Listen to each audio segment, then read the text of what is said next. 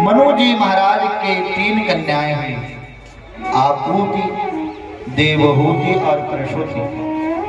2 पुत्र हुए, प्रियव्रत और उत्तानपाद। सबसे पहले इनकी जो मंझली कन्या है, इनका विवाह कर्दम ऋषि के साथ में होता है। बड़े त्यागी महात्मा है, रहने के लिए अपने लिए एक झोपड़ी का भी निर्माण नहीं किए। महाराज इतना ही स्थान कुटिया में है जितना में ये सो जाए, और उस कुटिया में हजारों की संख्या में सर्प, चूहा, बिल्ली अपना अपना सब बिल बना कर इनके साथ में रहते हैं। इतने अच्छे भगवान के भक्त थे ये कि शेर और गाय एक ही तालाब में पानी पीती थी, कोई किसी से बैर नहीं करता था। इतने त्यागी महात्मा, और जिनका विवाह इनके साथ में हुआ वो राजकन्या है, मनु जी की पुत्री देवहूति। आज की बात अलग है। माँ देवहूति इतने तपस्वी पति को प्राप्त करके सोची कि मेरा जीवन धन्य हो गया। ये भगवान के कितने बड़े भक्त हैं। विवाह हुआ, महात्मा बैठ गए भगवान के भजन में, 10,000 वर्ष तक तपस्या में लगे रहे। माँ देवहूति ये शिकायत करने के लिए अपने पिता के यहाँ नहीं गई कि किस पागल के साथ में तुम विवाह कर दी, कि वो जब देखो तो भजन में ही लगा रहता था। आज की कन्या होती तो पहले टूट जाता, और महाराज जितना सेक्शन होता है 498, 494 सब तो पहले धाराएं लगाते अपने पति के ऊपर। लेकिन माँ देवहूति कभी शिकायत करने अपने पिता के यहाँ नहीं गई। महाराज जिस समय विवाह करके आई थी, इस समय एक कन्या थी, और अब ये बुढ़ापा वृद्धावस्था में प्रवेश कर गई। पूरे कुटिया को उन्होंने स्वर्ग के समान बना दिया। बहुत समय के बाद जब कर्दम जी का नेत्र खुला तो कर्दम जी के चरणों में जाकर के माँ देवहूति ने प्रणाम किया। कर्दम जी ने पूछा, देवी आप कौन? कि वाह महाराज, अच्छा भजन में डूबे आप, पत्नी को ही भूल गए। कि देवी तब से आप पिता के यहाँ नहीं गई, प्रतीक्षा में रही। अरे महाराज, पिता के यहाँ से कन्या का डोली आता है, कन्या कैसे पिता के यहाँ जा सकती है पति को छोड़ करके? कर्दम जी के पातिव्रत को देख करके प्रसन्न हो गए, और इन्होंने कहा, तुष्टो हमद्य तव मान विमान दाया, शुश्रूषया परमया परया च भक्त्या, यो देहि नाम अयम् अतीव सुहृत्स्वदेहो, नावेक्षिता समुचिता छपितुम मदर्थे। देवी, मैं आपके सेवा से बड़ा प्रसन्न हूँ। शुश्रूषा आपकी जो सेवा की गई से मैं बड़ा प्रसन्न हूँ। वरदान देखिए, वह गृहस्थ का घर धन्य है जिस घर में पत्नी से पति प्रसन्न रहे और पति से पत्नी प्रसन्न रहे। क्योंकि संतुष्टो भार्यया भर्ता भर्त्रा भार्या तथैव च, यस्मिन्नेव कुले नित्यं कल्याणं तत्र वैभवम्। जिस कुल में पत्नी पति के द्वारा संतुष्ट रहती है और महाराज पति पत्नी के द्वारा संतुष्ट रहता है, उस कुल का भला सुनिश्चित है, और ऐसा परिवार निश्चित ही प्रगति को प्राप्त करता है। महाराज, ये गृहस्थ जीवन इतना धन्य जीवन है। अगर हम सदाचरण का पालन करने वाली माताओं ने भगवान राम को जन्म दिया, भगवान कृष्ण को जन्म दी, इस धरा पर महाराणा प्रताप, भक्तिमती मीराबाई, सूर तुलसी का अवतार हुआ। आजकल लोगों का आचरण दूषित हो गया, इसीलिए महाराज महापुरुषों का जन्म नहीं होता। महत्पुरुषों के अगर आप सोचे कि हमारे द्वारा कोई राष्ट्र का भक्त, कोई भगवान का भक्त जन्म ले, इसके लिए माता पिता का आचरण शुद्ध होना चाहिए। श्री करदम जी ने कहा कि देवी मैं आपकी भक्ति से बहुत प्रसन्न हूँ, तुम वरदान मांगो। क्या करे महाराज, वरदान क्या, ये तो मेरा कर्तव्य है आपकी सेवा करना। माँ देवभूति के हाथ को पकड़े करदम जी ने सरोवर में डुबकी लगाया। जो महाराज बूढ़े हो गए थे 16 वर्ष के नवयुवक हो गए। मैया देवभूति बूढ़ी हो गई थी, वो बिल्कुल कन्या रूप को धारण की। कामद विमान का अपने तप बल के प्रभाव से करदम जी ने रचना किया। हजारों की संख्या में दास दासियां उनकी सेवा कर रही हैं। जितना सुख सुविधा इनको अपने पिता के घर में नहीं मिला था, उससे कई गुना सुख सुविधा करदम जी ने माँ देवभूति को दिया। देखिए इसीलिए कहा गया कि धीरज धर में मित्र करुणारी, धीरज धर में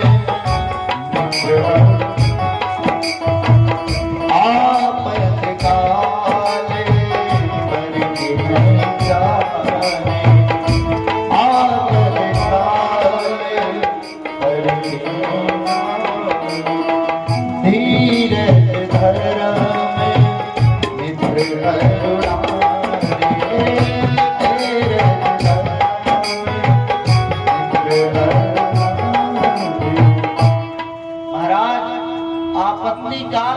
पत्नी अपने पति का साथ दे तो पति के द्वारा उसे जरूर सुख मिलता है। पति किसे कहा गया? पारक्षणे धातु से पति शब्द की निष्पत्ति होती है। जो हमारा सदैव रक्षा करे उसका नाम पति है। लेकिन आजकल के मैया से तो भगवान बचा रहे। आप लोग ऐसे नहीं होंगे।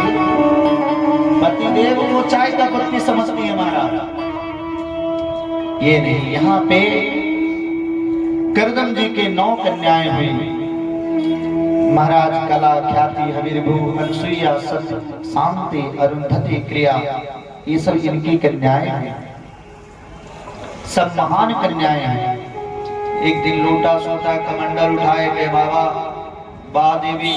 पहले तो विवाह नहीं करना चाहता था, विवाह हुआ तो संसार में इतना रत हो गया कि एक एक करके 9 कन्याएं हो गई। फिर भी पता नहीं रहा भजन का। अब मैं जा रहा हूँ, मेरी बाबा खूब भजन करिए, लेकिन कम से कम कन्या का तो योग्य वर्ग के साथ में विवाह कर दीजिए, नहीं तो आपको दोष लगेगी कि हाँ ये बात तो सही बोली तुम।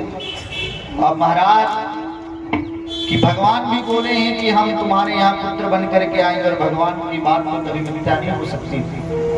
तो एक दिन ब्रह्मा जी आए अपने 9 बेटा को लेकर के। 10वें नंबर के बेटा ब्रह्मा जी, नारद जी कहीं घूमने गए थे।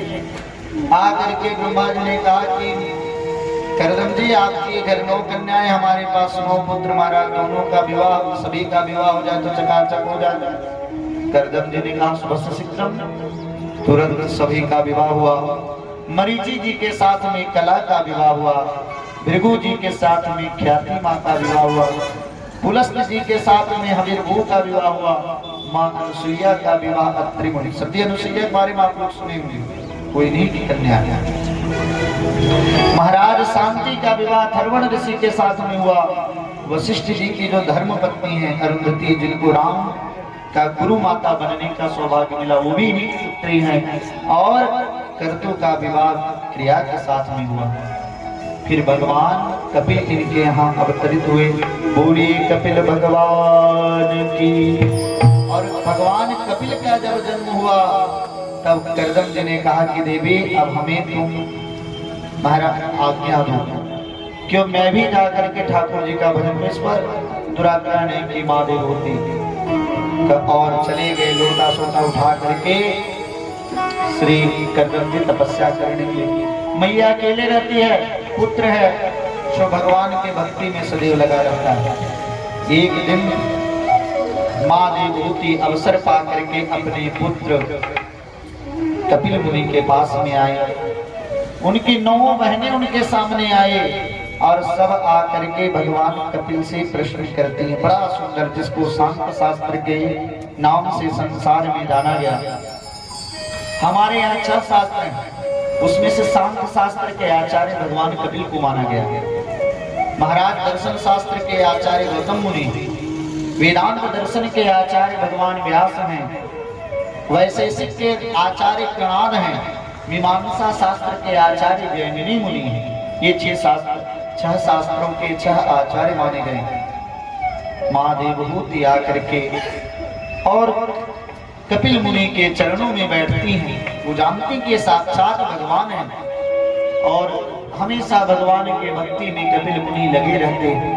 माँ को जब आप अपने पास देखा, माँ के चरणों में प्रणाम के, मैया पुत्र तुम तो हमसे बात भी नहीं करते, हमेशा भगवान के भक्ति में लगे रहते हो, पति चले गए, वृद्धावस्था आ गई, मैं आपसे कुछ प्रश्न करना चाहता हूँ। मैंने संसार में इतना सुख पाया कि जिसकी साधारण महिला कभी इच्छा भी नहीं कर सकती। जन्म हुआ, सार्वभौम मनु जी की पुत्री बनने का सौभाग्य मिला। पति इतने बड़े त्यागी, उन्होंने भी जीवन में सुख का कोई कमी नहीं रहने दिया। लेकिन तेरा भूमन षदिन्द्रिय दर्शना एल संभाव्यमानेन प्रपन्नादं देवहूति कहते कि प्रभु, मैंने अपने शरीर से इतने विषय सुख को भोगी कि जिसकी साधारण महिला इच्छा भी नहीं कर सकती, फिर भी इंद्रिय तृप्त नहीं होता। क्या किया जाए जिससे मन तृप्त हो? इसके लिए माँ संतों के चरणों में बैठना होगा। संत की परिभाषा क्या है, संत किसे कहते हैं? तो यहाँ पर उसका वर्णन करते हैं कपिल पुरी।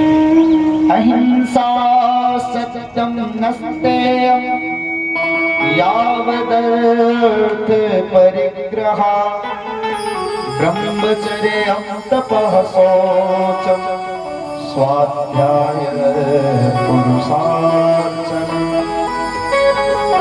जो अहिंसावादी, जिसका मन और वाणी कभी भी किसी जीव को नहीं कष्ट देती हो।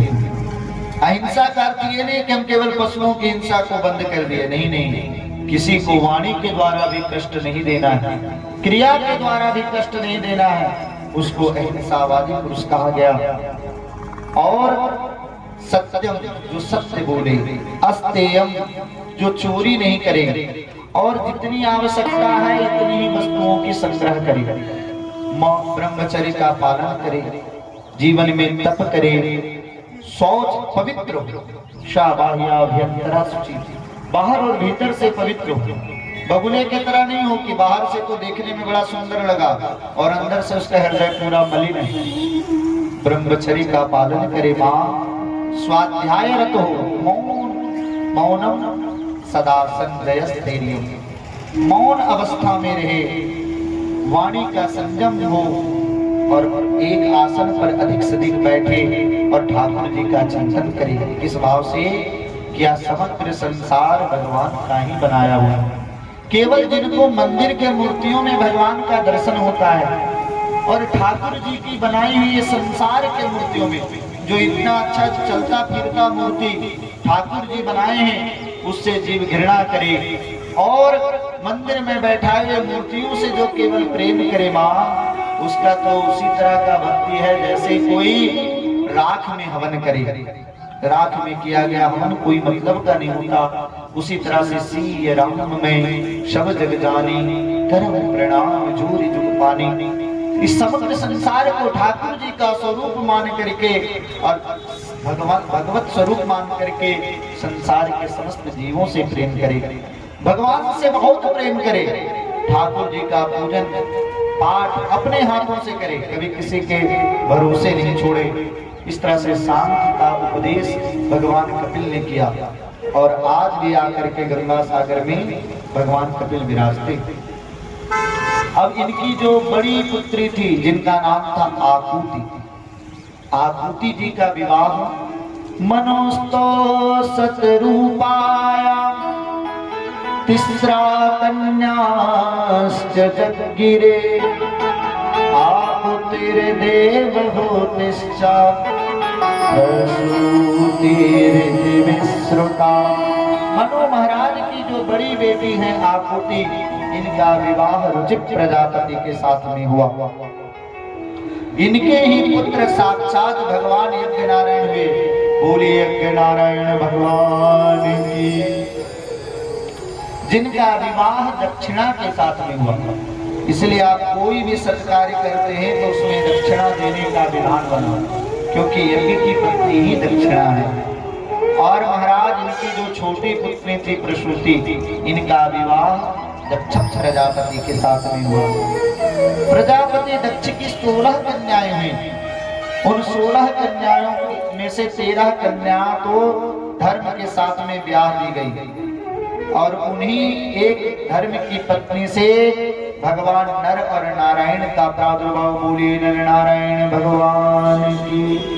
जो आज भी बद्रीनाथ में बैठ करके और भगवान का भजन करते हैं। एक पुत्री का 13 कन्या धर्म के साथ में ब्याही बची 3। एक का विवाह अग्निदेव के साथ में हुआ, जिनका नाम स्वाहा था। इसलिए हवन करते तो हम लोग स्वाहा बोलते हैं, क्योंकि अग्नि की पत्नी ही स्वाहा। एक कन्या का विवाह पितरों के साथ में हुआ, जिनको स्वधा जिनका नाम है।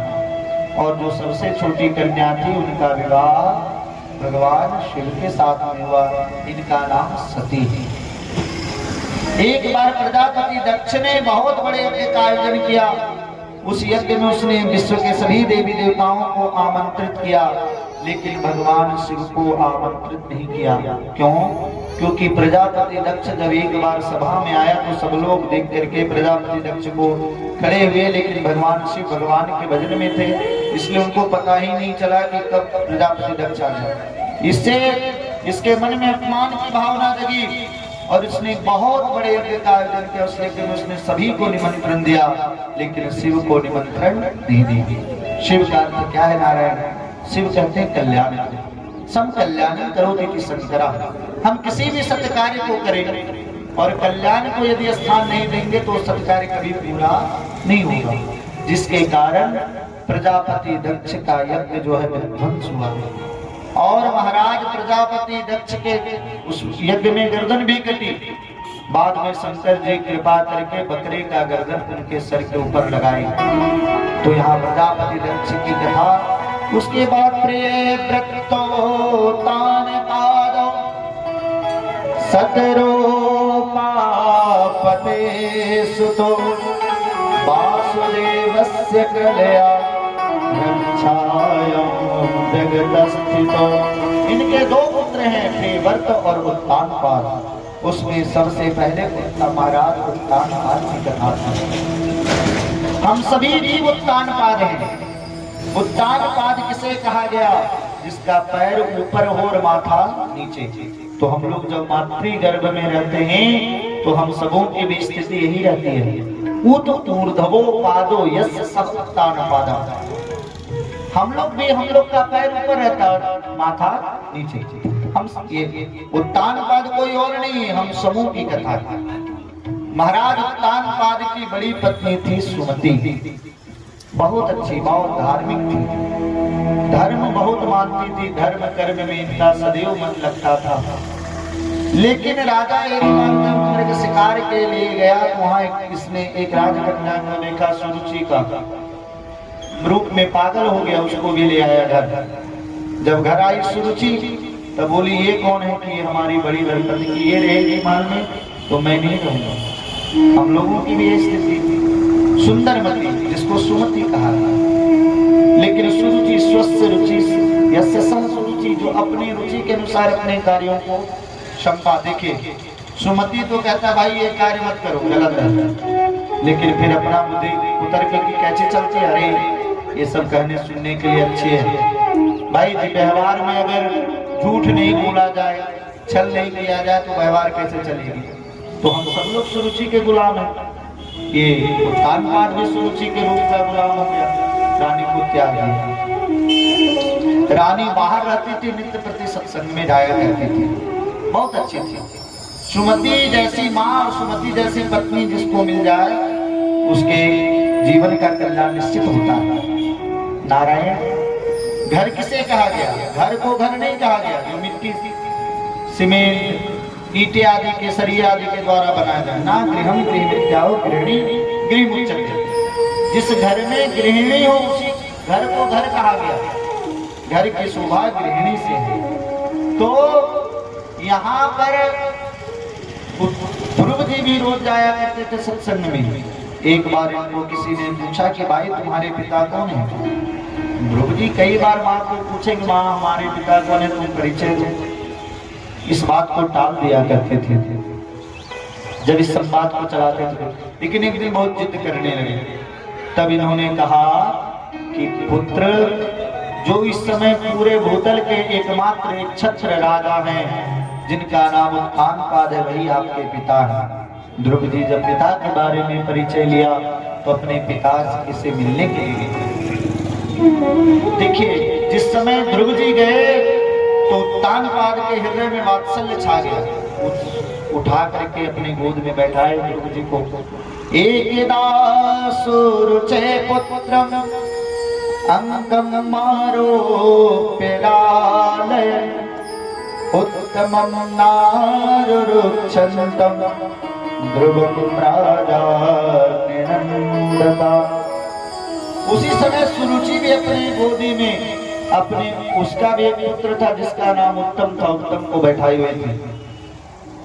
जब ध्रुव जी बैठे, इस बात को देख करके उसका शरीर में आग लग गया। सुरुचि के तुरंत हाथ पकड़ के नीचे उतार दी। फटकारते हुए ध्रुव जी को बोली कि बालोऽसि बदनात्मानं अन्य स्त्री गर्भ संभृतम् नूनं वेद भवान्यस्य दुर्लभते मनोरथम्। रे बालक, तुम इस गद्दी पर बैठने का अधिकार तुमको किसने दिया? तुमको किसने कहा बैठने के लिए? ध्रुव जी ने कहा, क्या माँ, मैं महाराज का पुत्र नहीं हूँ? क्या मैं इस गद्दी पर नहीं बैठ सकता? क्या केवल उत्तम ही बैठ सकता है? कि महाराज का पुत्र तो तुम जरूर हो, लेकिन तुम्हारा जन्म हमारे पुच्छी के द्वारा नहीं हुआ। अन्य स्त्री गर्भ संभृतम, तुम्हारा जन्म किसी अन्य स्त्री के द्वारा हुआ है। इसलिए नूनम वेद भवान यस्य, इस गद्दी पर बैठने के लिए जितना जरूरी है महाराज का पुत्र होना, उससे अधिक जरूरी है कि तुम हमारे गर्भ से जन्म लेते, तब तुम इस गद्दी पर बैठ पाते।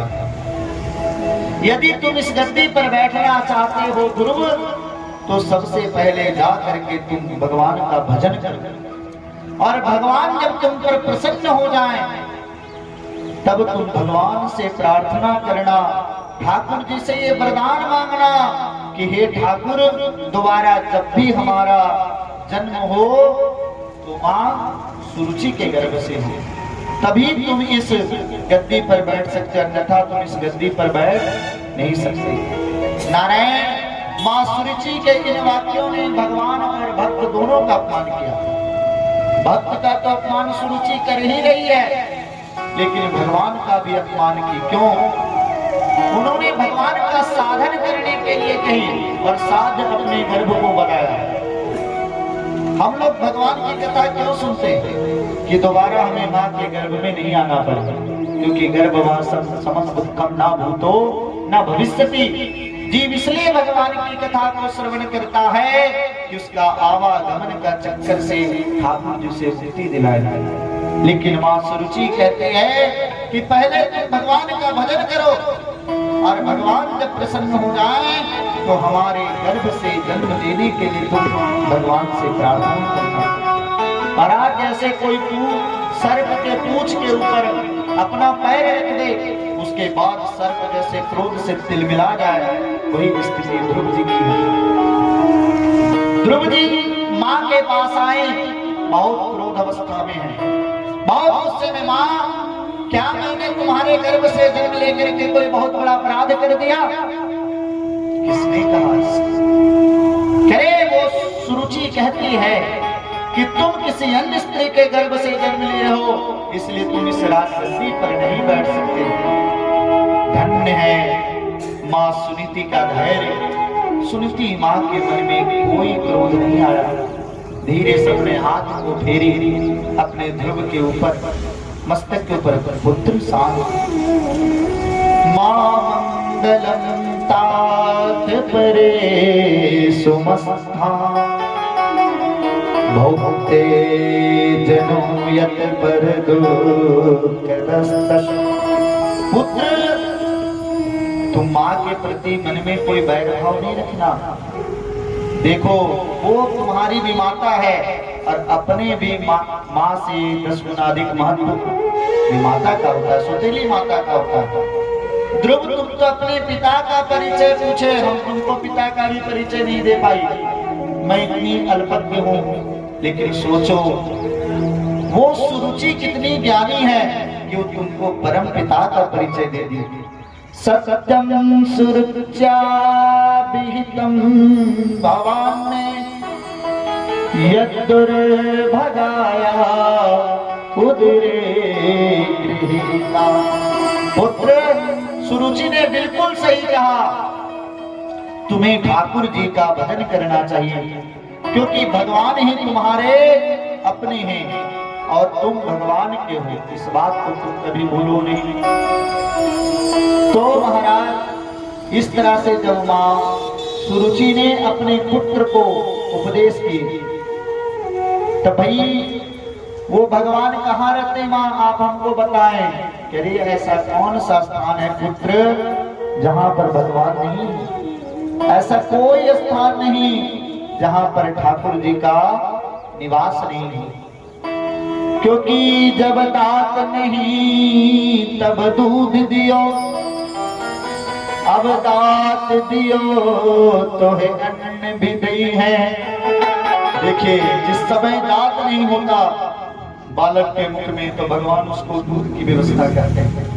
बालक का जब तक जन्म नहीं होता तब तक माँ के स्तनों में दूध भी नहीं आता, चाहे वो गौ माता हो चाहे हम लोगों की माँ हो।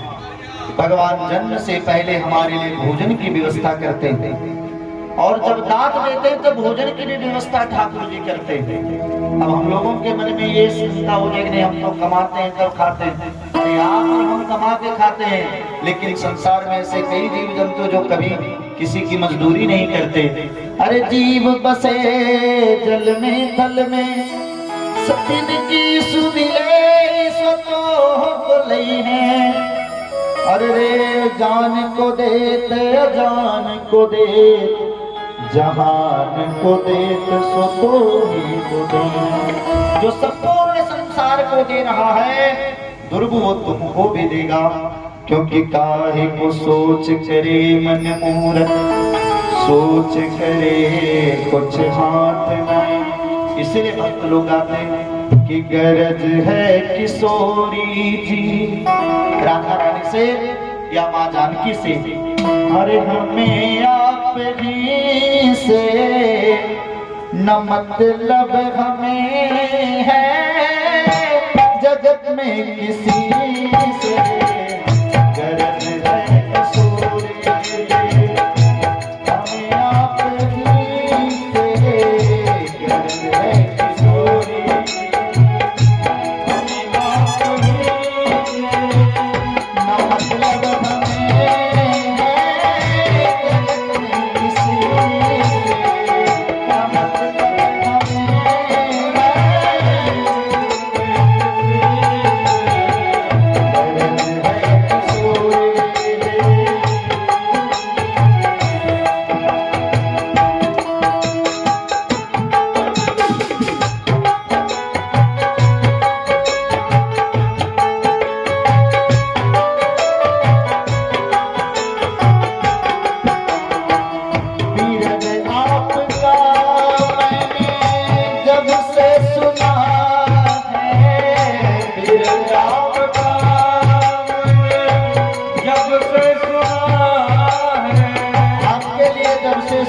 स्वामी कि आप अपने शरणागतों को स्वीकार करते हो।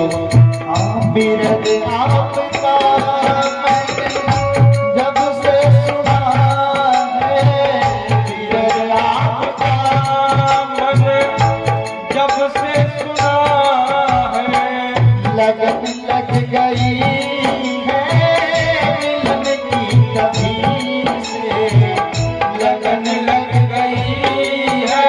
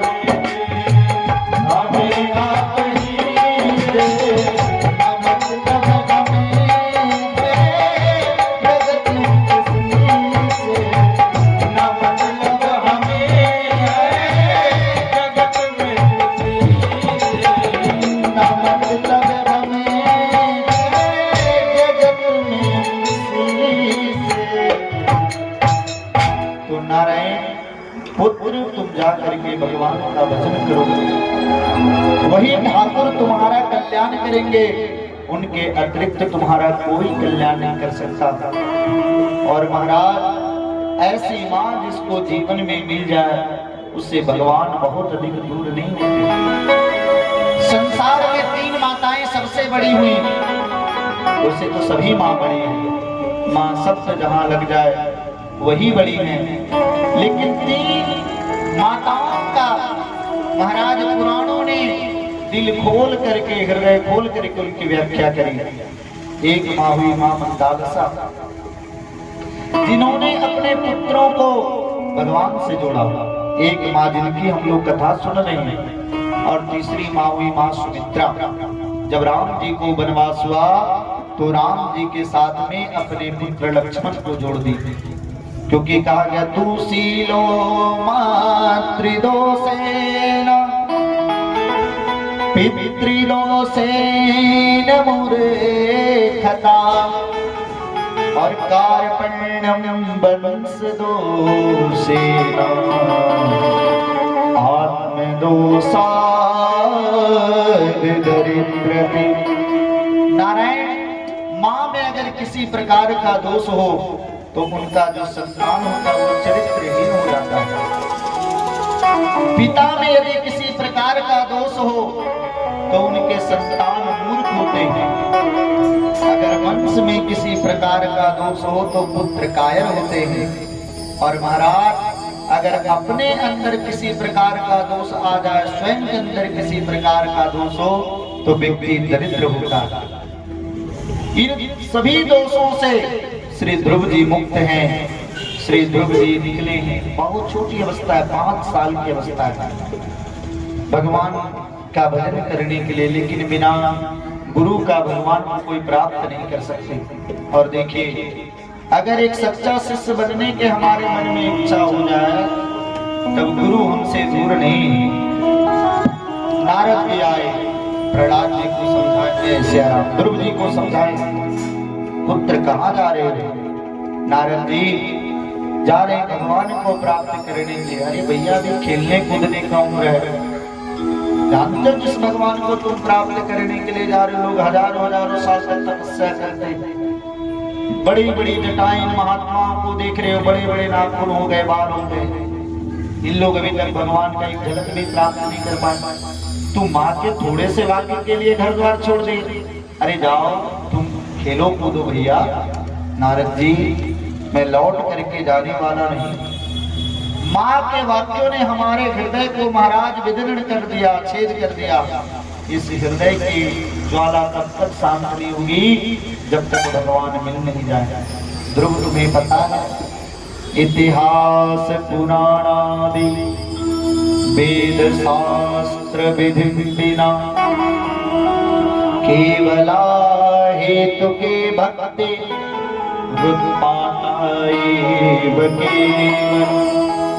जब हमको नियम नहीं आवे, वेद का ज्ञान नहीं हो, कर्मकांड का ज्ञान नहीं हो, और अगर भगवान की भक्ति कोई दुराग्रह पूर्वक करेंगे ध्रुव तो परिणाम में केवल दुख ही उसे मिलेगा, कष्ट ही मिलेगा।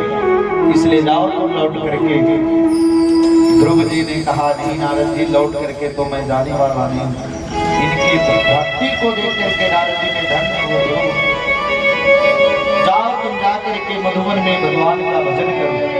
द्वादशाक्षर मंत्र का उपदेश दिए, भक्ति करने का विधान बताए नारद जी। नारद जी के चरणों में प्रणाम करके ध्रुव जी मधुबन में बैठे। इनकी तपस्या देखिए ध्रुव जी की। 3 दिन में जब इनका पहला महीना था तो 3 दिन में 1 दिन फलाहार करते। हम लोग का जिस दिन व्रत हो उस दिन सबसे अधिक भोजन का मेन्यू बन के तैयार होता है। 2 किलो फल, 1 किलो मीठा, इतना साबूदाना, इतना दूध, मतलब जो 7 दिन का भोजन हो 1 दिन व्रत के दिन हम लोग खा लेते हैं। लेकिन ध्रुव जी की भक्ति देखिए, प्रथम मास में 3 दिन के बाद फलाहार करते और 3 दिन तक कुछ भी नहीं, फिर 3 दिन तक भगवान का भजन, 1 महीने तक भजन इस तरह किए। जब दूसरा महीना भगवान के भक्ति का लगा, फल को भी त्याग दिया। 3 दिन के बाद, 6 दिन के बाद वृक्ष का, बिल्व पत्र का सूखा हुआ पत्ता खा करके और 6 दिन का कोई भोजन अन्न ग्रहण नहीं करते। जब भक्ति में तीसरा महीना लगा तो महाराज 9 दिन के बाद एक बार केवल यमुना जी के जल को पीते हैं और भगवान का भक्ति करते हैं। चौथा महीना जब लगा तो 12 दिन के बाद एक बार श्वास लेते, 12 दिन तक श्वास भी नहीं लेते। कोई दुराग्रह नहीं है। हम लोग तो भावावेश, एक यजमान जी थे बेचारे, वो कभी एकादशी भी नहीं की और के बाबा इस दिन हम नवरात्र जो है केवल जल पर करेंगे। हम करें फल तो कम से कम लीजिए कि नहीं नहीं बाबा, बिल्कुल जल पर करना। किसी दिन तक तरह तो 2-3 दिन कार्यक्रम चला। अब चौथा दिन उनको सलाइन हुआ महाराज और 20-30 बोतल पानी चढ़ गया। नवरात्र करे कौन? कोई दुराग्रह नहीं ध्रुव जी के मन में।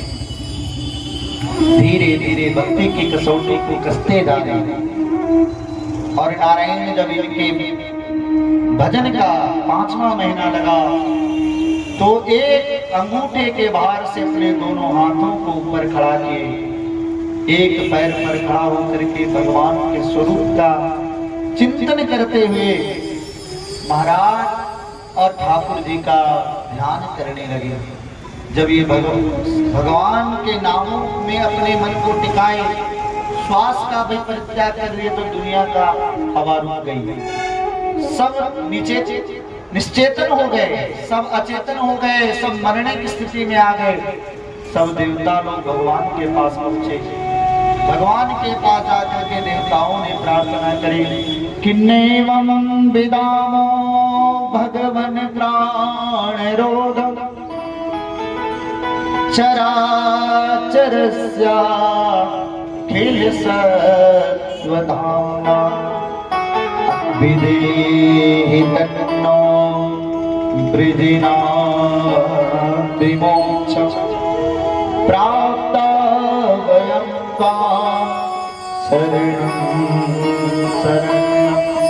हे ठाकुर, समस्त जो चराचर के जीव जंतु हैं, जितने भी जंगम स्थावर जो भी हैं, सभी लोग मरने की स्थिति में आ गए हैं।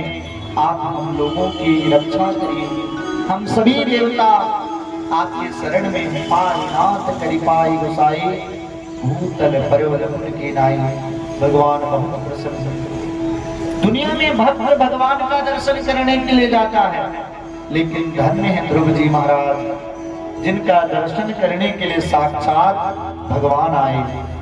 और भगवान आए तो ध्रुव जी को भगवान ने कहा कि ध्रुव, तुम्हारी साधना, तुम्हारी तपस्या सफल हो गई, नेत्र खोलो। लेकिन ध्रुव जी के हृदय में जो ठाकुर जी का स्वरूप है वह उसी स्थिति में टिके हुए हैं। भगवान को लगा कि जब तक इसके हृदय में वह झांकी है तब तक ये नेत्र खुलने वाला नहीं, इसलिए उस झांकी का अंतर्धान ठाकुर जी के। और महाराज जैसे झांकी अंतर्धान हुआ, जैसे किसी मछली को जल से निकाल दिया जाए, वही स्थिति ध्रुव जी की हुई। लेकिन ध्रुव जी ने जैसे ही नेत्र खोला, वो सामने ठाकुर जी का दर्शन किए। बोलिए भक्त वत्सल भगवान की। महाराज शंख चक्रम सकिरीट कुंडलम, भगवान शंख चक्र गदा पद्म को धारण करके और सामने खड़े हैं। ध्रुव जी बहुत कुछ कहना चाहते हैं, लेकिन इनको बोलने कुछ भी नहीं आता। ध्रुव जी सोचे रे भैया मैया से तो सब कुछ पूछे, लेकिन ये तो पूछने ही भूल गए कि भगवान मिलेंगे तो हम उनकी स्तुति कैसे करेंगे, हम उनको बोल कहेंगे क्या। इनके अंतर्भाव को ठाकुर जी समझ गए और सातम विवक्षन्त मदद द्विधम हरेर ज्ञात्वास्य सर्वस्य जगन्वस्थिता कृतांजलिं ब्रह्ममयेन गम्मुना तस्पर्श बाला कृपया कपूले। ध्रुव जी ने अपने हाथों को जोड़ा, तब भगवान अपने महाराज शंख को ध्रुव जी के गाल से स्पर्श कराए और जैसे ही इनके गाल से शंख का स्पर्श हुआ, महाराज इनको वेद वेदांत अच्छा शास्त्रों का ज्ञान हो गया। क्योंकि मुखम करोति वाचारम भंगुम लंघयते गिरिम। भगवान जिसको महाराज कालिदास जैसे महामूर्ख को भी अगर माता रानी की कृपा हो जाए तो संस्कृत साहित्य के जनक कहे गए। भगवान की मीराबाई कहीं कोई यूनिवर्सिटी में पढ़ने नहीं गई थी, लेकिन उनके द्वारा लिखा गया पद्य गद्य आज लोग उस पर पीएचडी करते हैं। ये किसकी कृपा है? ये भगवान की कृपा है। तो जैसे इनके गाल से संत का स्पर्श हुआ, इनको वेद वेदांत का ज्ञान हो गया और ध्रुव जी ने बड़ी दिव्य स्तुति 12 श्लोकों में भगवान की की है। योंदा प्रविश्य मम वाचमिमां प्रसुप्तां संजीवयत् अखिल शक्तिधरा स्वधाम्ना अन्याश्च हस्तचरणश्रवण प्राणान् नमो भगवते पुरुषाय तुभ्यम्। ध्रुव जी ने कहा कि हे प्रभु, आप ही हमारे अंतःकरण में प्रवेश करके हमारी सोई हुई वाणी को आपने जगाया, उसको चेतन दिया। ठाकुर, आपके कृपा के बिना कोई कानों से सुन नहीं सकता। जब तक आपकी कृपा नहीं हो तो इंद्रियां भी अपना कार्य नहीं कर सकती। ठाकुर, आपने बहुत कृपा करके और हमारे सोए हुई वाणी को आपने जगा दिया, क्योंकि सो ही जाने ही देगी देहो जना, सो जाने ही देगी देहो जना, जानत तुम्हें हो जाए, जानत तुम्हें हो जाए, सो जाने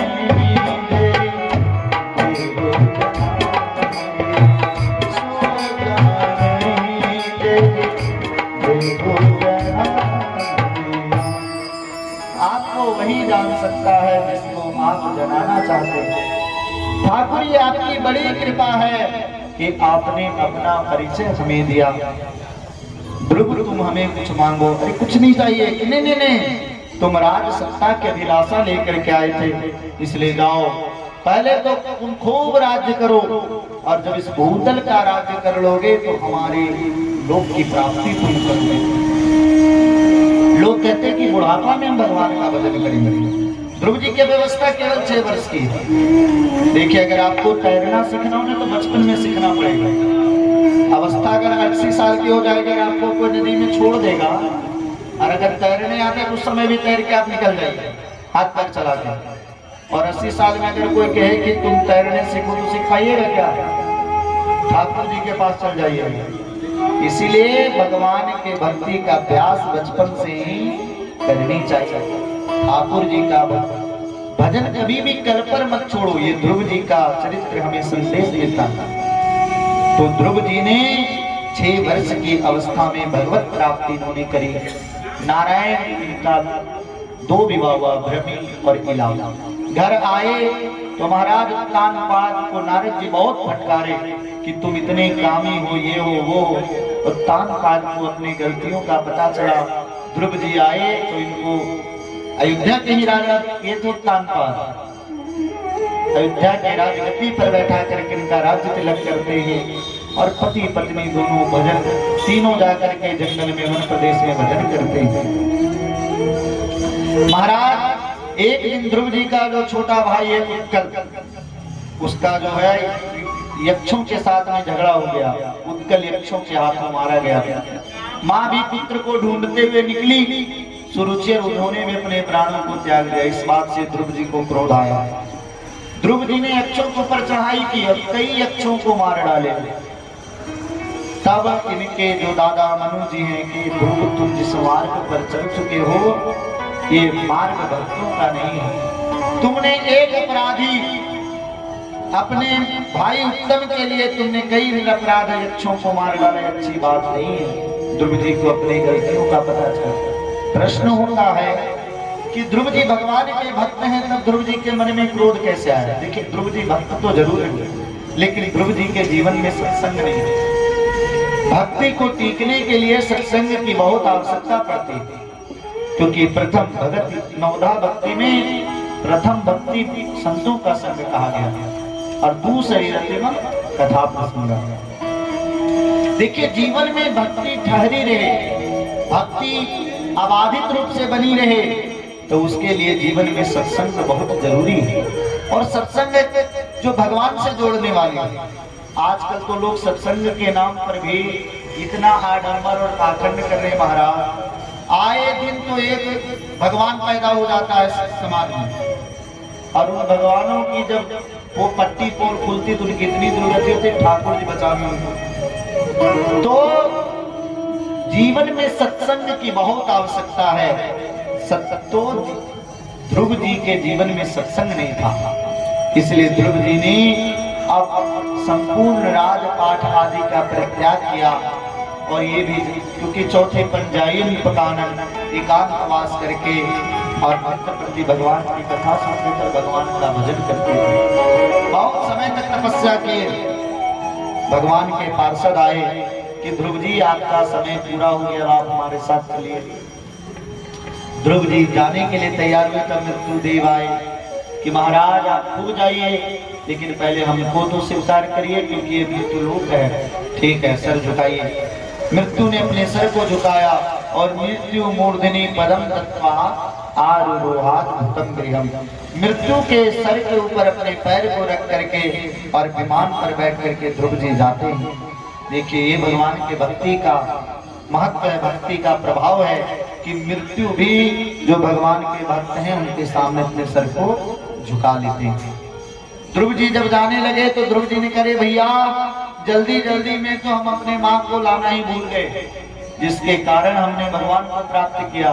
तो भगवान के पार्षदों ने कहा कि ध्रुव, अरे तुम्हारे जैसा भक्त जिस कुल में हो उस कुल के 20 पीढ़ियां तर जाती, क्योंकि कुलम पवित्रम जननी कृतार्था वसुंधरा भागवती च धन्या स्वर्गे स्थिते पितरोऽपि धन्या यस्याः कुले वैष्णवानां मधेयम्। आपके तरह पुत्र जिस कुल में हो ध्रुव जी, उसकी 20 पीढ़ियां तर जाती है। ध्रुव जी बड़े प्रसन्न हुए और श्री ध्रुव जी महाराज ने, महाराज आज भी ध्रुव लोक में उनका ध्रुव लोक बना हुआ, वहां पे निवास करते, इन्हीं के पुत्र उत्कल हुए और इनके वंश में आगे चल करके महाराज अंग हुए। अंग बड़े धर्मात्मा राजा था, बहुत धार्मिक थे, लेकिन इनका पुत्र बेन बहुत बड़ा नास्तिक हो गया।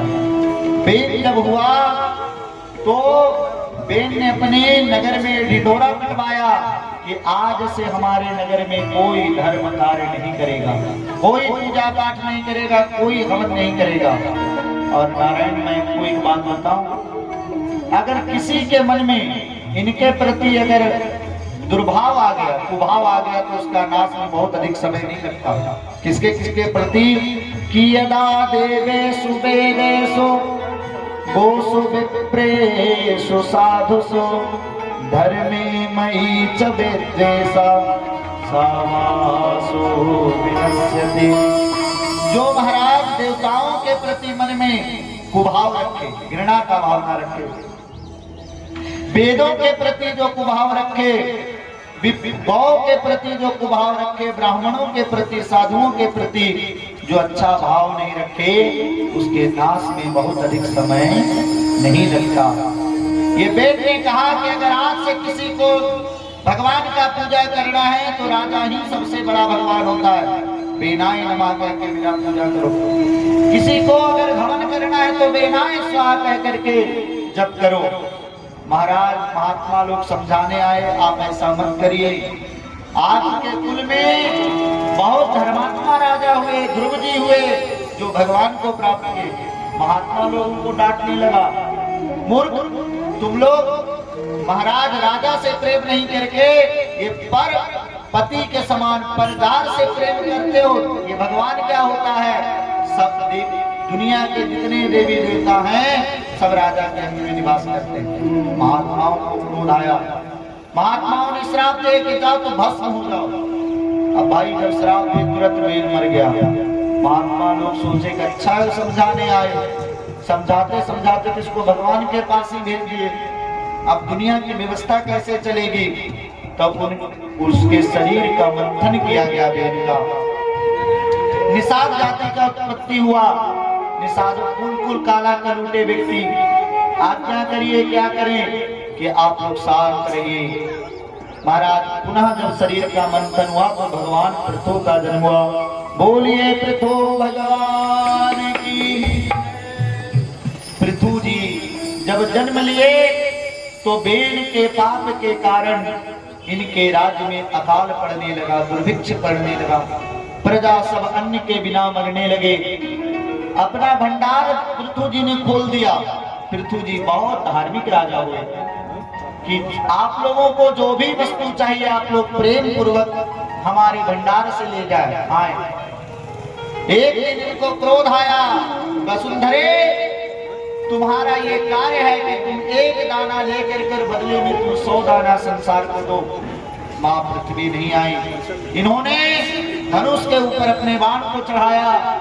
मूर्ख तुम हमारे वाक्यों की अवज्ञा करती हो, हमारे बातों को नहीं मानती, मैं तुम्हें जिंदा नहीं छोड़ूंगा। तुरंत मां पृथ्वी गौ का रूप धारण करके आई। महाराज हमने कोई दोष नहीं है। आपके पूर्व जो राजा थे वो इतना पाप किए जिसके कारण मैं रत्न को अपने अंदर ही छिपा ली। देखिए अगर राजा दुष्ट होता है तो पृथ्वी मैया अपने अंदर सब कुछ छिपा लेती है, क्योंकि पृथ्वी को पर्वत झरने व्यक्ति एक भार नहीं है। पृथ्वी के लिए सबसे बड़ा भार पाप होता है। मैं गौ का रूप धारण करके आई हूँ, आप हमारा दोहन करिए और पूरे पृथ्वी को व्यवस्थित करिए। उस गौ का दोहन किया पृथु जी ने, अपने पूरे प्रजा को व्यवस्थित किया। राजपाट की व्यवस्था उन्होंने व्यवस्थित रूप से किया और अपने प्रजा को कहा कि भाई राजा का कर्तव्य है कि प्रजा का पालन करे और राज व्यवस्था व्यवस्थित चल सके, इसलिए प्रजा का भी कर्तव्य है कि राजा को कर दे। सबसे पहले टैक्स किसने लगाया? पृथु जी ने। लेकिन आज का टैक्स और उस समय के टैक्स में बहुत अंतर था। देखिए राजा में क्या गुण होना चाहिए कि माली भानु किसान समा, नीति निपुण नरपाल, और प्रजा भाग बस होंगे कब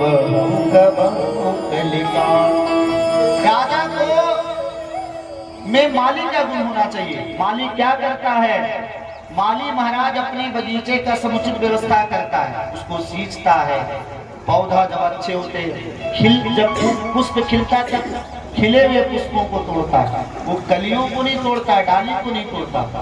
तो राजा भी प्रजा से इतना ही कर ले कि प्रजा के ऊपर उसका कोई बोझ नहीं पड़े। महाराज ने तो टैक्स के नाम पर 1 करोड़ कमाइए तो उसमें 50 लाख तो सरकार ही ले ले। ये तो व्यवस्था आजकल सरकार की है टैक्स की। देखिए किसी की आलोचना नहीं है, लेकिन कहने का मतलब ये है कि टैक्स के नाम पर हमारा शोषण कोई भी सरकार नहीं करे, राजा नहीं करे। पृथु जी ने कहा कि भाई एक राजा को माली के समान होना चाहिए, दूसरा राजा में कौन होना? भानु सूर्य के समान। भगवान सूर्य नारायण क्या करते हैं? महाराज अपने किरणों के द्वारा ही जल का शोषण करते हैं, समुद्र के द्वारा। लेकिन किसी ने आज तक सूर्य को पानी पीते देखा है क्या?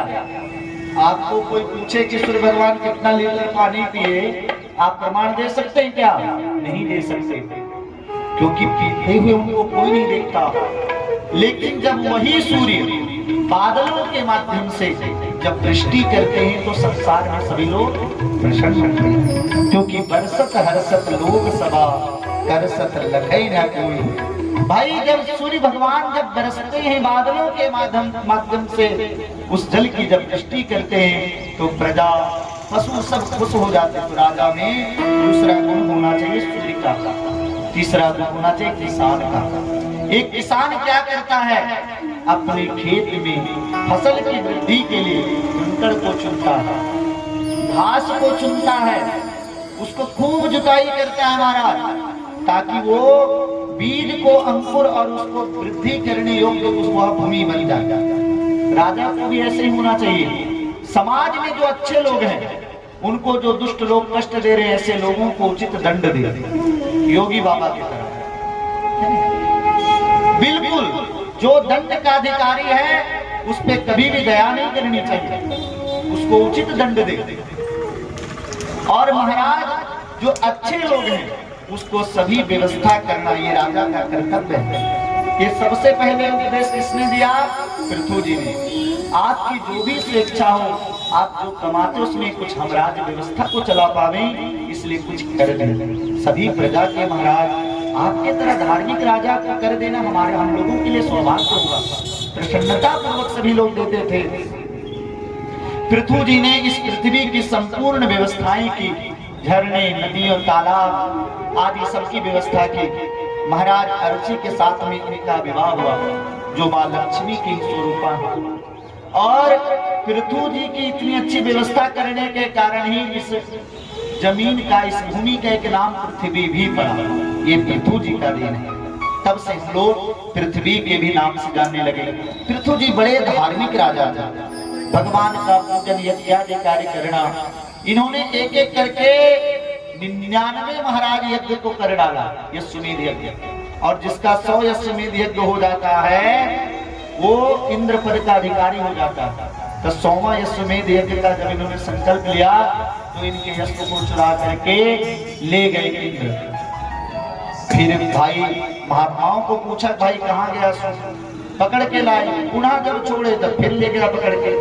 इनको क्रोध आया। ब्राह्मणों ने कहा क्रोध मत करिए, क्योंकि मंत्राधीनम जगत सर्वम मंत्राधीनश्च देवता तेन मंत्रा ब्राह्मणाधीना। ये जितने देवी देवता से मंत्र के आने हैं। तो महाराज आप क्रोध ना करें। अरे हम अगर इंद्र को स्वाहा कहकर भोजन पहुंचा सकते हैं तो उस इंद्र का नाश करने का भी हमने सामर्थ्य है। ब्राह्मणों ने इंद्राय स्वाहा, इंद्र को भस्म करने के लिए आह्वान किया। ब्रह्मा जी आ गए, रे ब्राह्मण तुम लोग ऐसा मत करो भैया, ये हमारी बनाई हुई व्यवस्था को तुम लोग मत बिगाड़ो। अरे भाई तुम इंद्र का ही स्वाहा कर दोगे तो स्वर्ग का व्यवस्था कौन चलाएगा? तब पृथु जी ने कहा, ब्राह्मणों से निवेदन किया कि इस यज्ञ को यहीं पर मैं छोड़ देता हूं। भाई जब ब्रह्मदेव आ गए तो हमको ये यज्ञ नहीं करना है। भगवान यज्ञ नारायण प्रकट हुए। बोलिए यज्ञ नारायण भगवान की। यज्ञ और भगवान ने कहा कि पृथु जी आप हमें वरदान मांगिए, आपको क्या चाहिए? आप जो मांगोगे मैं आपको दूंगा, क्योंकि आपने ब्रह्मदेव की आज्ञा का पालन किया। बड़े का जो आज्ञा का पालन, क्योंकि आज्ञा समन सुसाई सेवा, बड़ों की सबसे बड़ी सेवा क्या है? उनकी आज्ञा का पालन करना। और आपने ब्रह्मदेव के आज्ञा का पालन करके हमें प्रसन्न कर लिया, इसलिए आप मांगिए, मांगिए आपको क्या चाहिए। तब कहते हैं पृथु जी कि नाकामये नाथ तदप्यहं क्वचन नायत्र युष्मच्चरणाम्बुजासवः महत्तमांतर हृदयान्मुखच्चितो विधत्सव करना युद्ध में समीवरा। प्रभु हमें मोक्ष नहीं चाहिए, हमें धन नहीं चाहिए, हमें पद प्रतिष्ठा नहीं चाहिए। क्या चाहिए भैया? कि हमको 1000 कान दीजिए। क्या करोगे इतने कान को प्राप्त करके? कि प्रभु ये 2 कानों से जब आपकी कथा को श्रवण करता हूँ तो हृदय को तृप्ति नहीं होती, इसलिए आप हमको 1000 कान दीजिए। अच्छे नहीं लगोगे देखने में। 1000 कान किसी का हो जाए अच्छा लगेगा कि ठाकुर अरे हमको दुनिया को अच्छा लग करके क्या लेना है, हम तुमको अच्छे लगे हमारे लिए वही पर्याप्त है। हमको दुनिया के लिए अच्छा नहीं लगना है। अरे ठाकुर तुम्हारी जब कथा को मैं इन दोनों कानों से श्रवण करता हूँ तो हमें